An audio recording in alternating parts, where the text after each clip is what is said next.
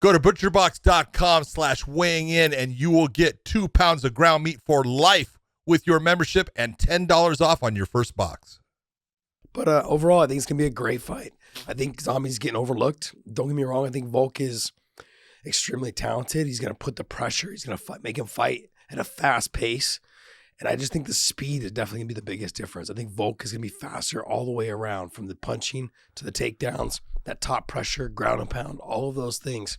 I don't think that Zombie has enough in his arsenal to combat all of that. As long as Volk makes it a full MMA fight, Zombie's gonna want to keep this thing on the fight. If he keeps it on the feet, it's gonna it'll be a little bit closer of a fight.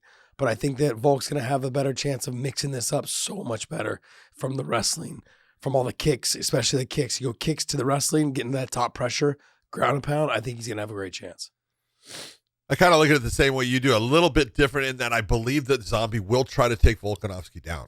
I'm not saying that I believe he will be successful, but he will try, because on the ground he's damn good. Now, the one thing that you saw out of Volkanovski's last fight, I'm gonna put it out there. If Brian Ortega in a clean topside guillotine cannot submit Alexander Volkanovski, Korean Zombie's not going to submit him either.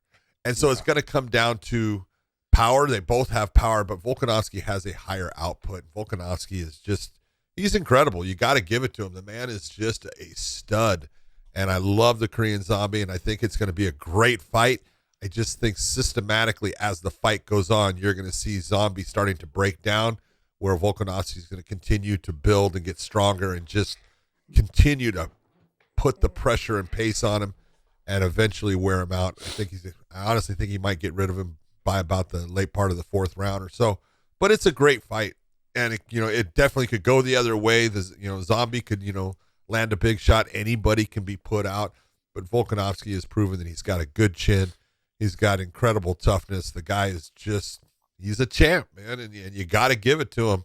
It's hard to go against him in this fight. This wasn't supposed to be Zombie's fight. Now it is, and so I think the UFC put together a really competitive fight. It's just one that the champion tends to have most of the advantages, when you look at them matched up. Well, who else should they have put him against? It's a rough one. You can take a look and say that, there's a couple of guys in there. There was guys vying for it and stuff, but I still, if you wanted me to go with the one, it's the guy that Korean Zombie is working out with, Henry Cejudo. I wanted to see that. That's a great fight. And no matter what anyone wants to say, Cejudo, flyweight champion, bantamweight champion, yes, he's been away for a while. I understand that.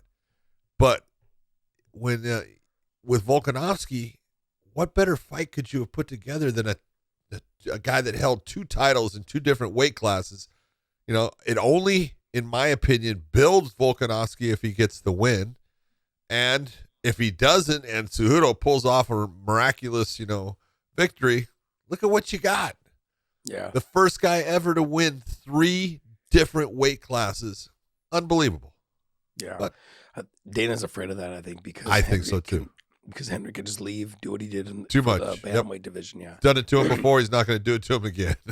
Yep.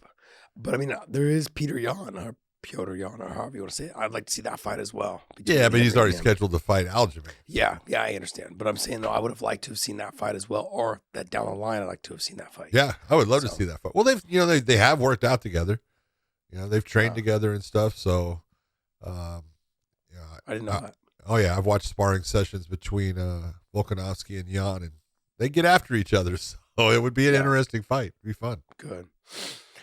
Should be fun. But this fight, I think, like I said, I think it's going to be a little bit more one-sided. I do see potentially him beating Zombie or getting him out of there by around the end of the 3rd, maybe the 4th. Yeah. So I think you and I are on the same page. But I also think that Volk can't afford to take him lightly. Oh, he God, does possess power in his hands. Yeah, if in any way, and I don't think he is, but if in any way Volkanovski is taking him this is easy, big mistake. He's got to have that same mindset he's had for everyone, for the Max Holloway fights, for the Ortega fight. That's the mindset that gets him where he's at and gets him that win. So that's what he needs. Go to butcherbox.com/weighing in Get 2 pounds of ground beef free for life and $10 off your first box. 100% agree.